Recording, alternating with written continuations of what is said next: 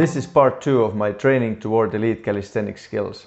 This month I made real progress in handstands, ran into pain in pulling movements and realized it's time to rebuild my training program. The biggest change this month was handstand.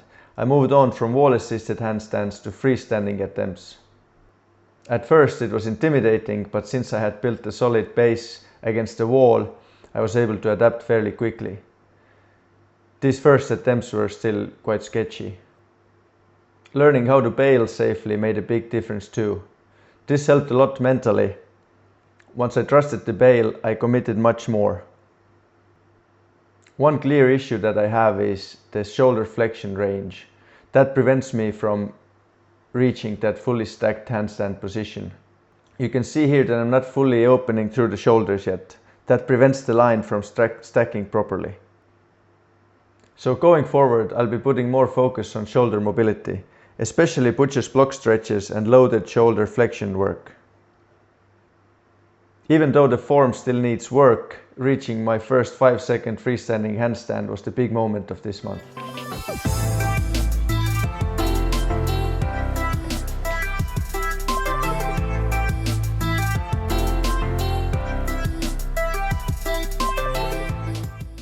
The main setback this month was pain during pull-ups. I started feeling pain on the outside of my shoulder and in my right elbow.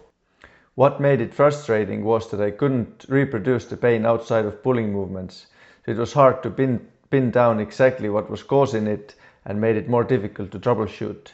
Because of that, I reduced the load on my upper body. I kept pulling work lighter with band-assisted pull-ups and I added loaded wrist extension work to help rehabilitate the area. I also had a session with my sports physio to try to investigate further. We tested a lot of positions and loading patterns, but still couldn't come up with anything obvious. But we did find that my right side has much less range in the sleeper stretch than my left, which may be part of the picture. The asymmetry here is pretty clear. One recovery method that I've started using is ballpoint massage on the painful area.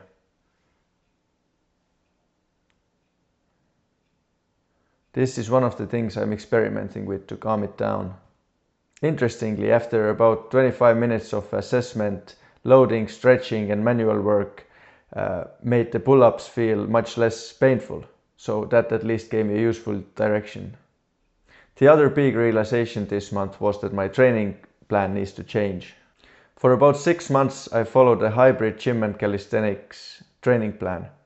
For about 2 months I've been improvising more than I should. That setup helped my strength improve a lot, but now I want my training program to support directly my calisthenics goals. I'll still keep some of my favorite exercises like deadlifts, searcher squats, Cossack squats, Bulgarian split squats and a few others, but the overall structure now needs to support the skills. The new training program and schedule is what I'm gonna be breaking down in the next video. That's where things stand this month, and to close out, the current skill level.